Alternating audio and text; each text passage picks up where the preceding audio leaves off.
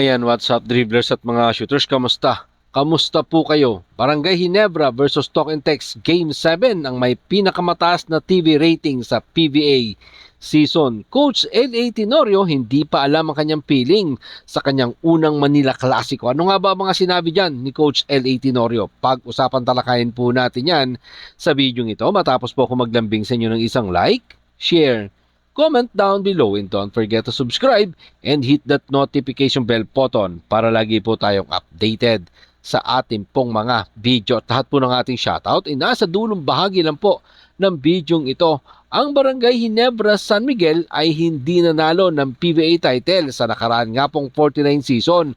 Pero sila ang nagdala ng may pinakamalaking TV rating last 2024-2025 season. Ang Game 7 ng Barangay Ginebra San Miguel at ng Talk and Text Tropang 5G para sa Commissioner's Cup Championship ay ang pinakamaraming nanood sa telebisyon na umabot nga po yan ng 5 million views, 7% average minutes mga shooters rating at mas pinanood dito ng mas maraming nanonood sa nakatapat nitong programa. Sa mga panahong yon, tinalo nga po ng Talk and Text Tropang 5G ang Chin Kings 87-83 para makuha nila ang kanilang back-to-back championship para sa inaasam sana nilang PBA Grand Slam. Napakagandang laban mga ka-shooters ang ating nasaksihan matapos magsalpak ng isang 3-pointers si Justin Brownlee para dalhin ang laro sa overtime bago nga po nagtuwang itong sina RHJ at Glenn Cabuntin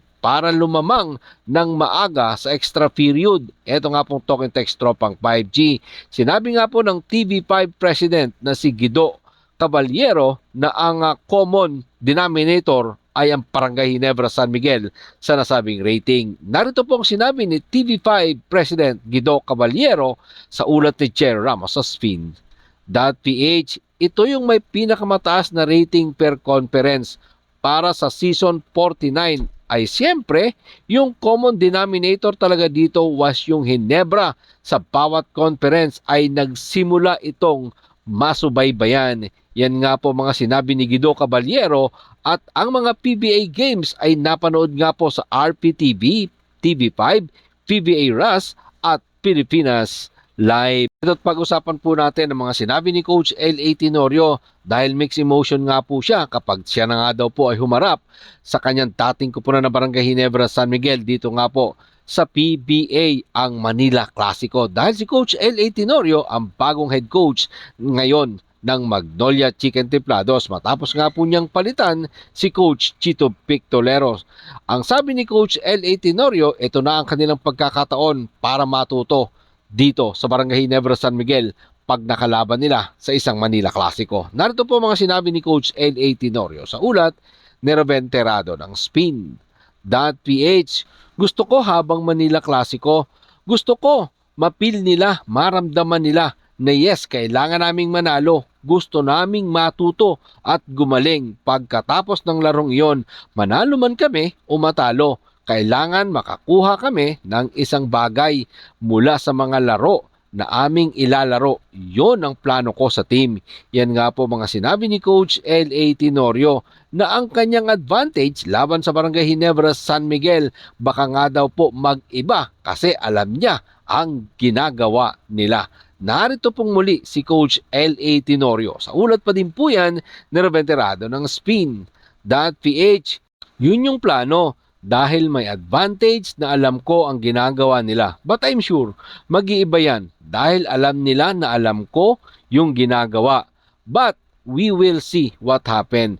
I'm just excited with this position. Excited to work at maging inspirasyon sa mga players. Yan nga po mga sinabi ni Coach L.A. Tenorio na alam niya ang gagawin ng Barangay Ginebra San Miguel. Parang sinasabi niya dito mga shooters, alam niya kung paano niya depensahan itong triangle offense ng Barangay Ginebra San Miguel. Kasi nga mga shooters, sa tagal ba naman niya dyan, 13 years siya sa Barangay Ginebra San Miguel at napakatagal din nilang nagsama ni Coach Tim Cone dito sa Barangay Ginebra San Miguel. Kumbaga, kabisado niya na ang execution ng triangle offense. Pero sinabi nga rin niya na pwedeng mag-iba Kasi nga mga ka-shooters, ngayon sa dami ng changes, 'di ba?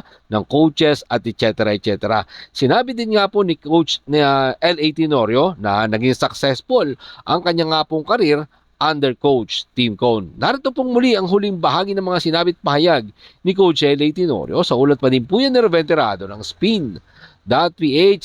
Marami akong naging coaches pero syempre yung successful stint ko sa karir ko under kay Coach Tim, hindi natin maiiwasan na madala natin, not really yung sistema, pero yung attitude towards the game, yung gusto kong gawin sa team. Kasi iba naman yung composition ng team ko sa composition ng team namin with Coach Tim. Gusto kong gumawa ng sistema or culture na gusto kong ibigay sa team based sa mga tao na meron ako. Yan nga po mga sinabi ni Coach L.A. Tenorio. Kahit siguro ngayon mga shooters, no, itong Gene Kings, sa mga Gene Kings fans at sa Magnolia fans, excited sila to see Coach L.A. Tenorio at ang new Magnolia tactician. Mga shooters, kayo, excited na ba kayo na makita si Coach L.A. Tenorio na mag-handle dito sa Magnolia Chicken Templados? Sa mga kabarangay, alam natin, no? Excited na rin yan sila, lalong-lalo na etong Magnolia Chicken Templados fans. Maraming salamat po sa inyong panonood. Ano naman po ang inyong maging opinion? Diyan po natin yan pag-usapan sa comment section. Ingat and God bless everyone. Adjourn, pero katulad po ng ating nakagawian, bago po natin tapusin ang ating video, shoutout po kay na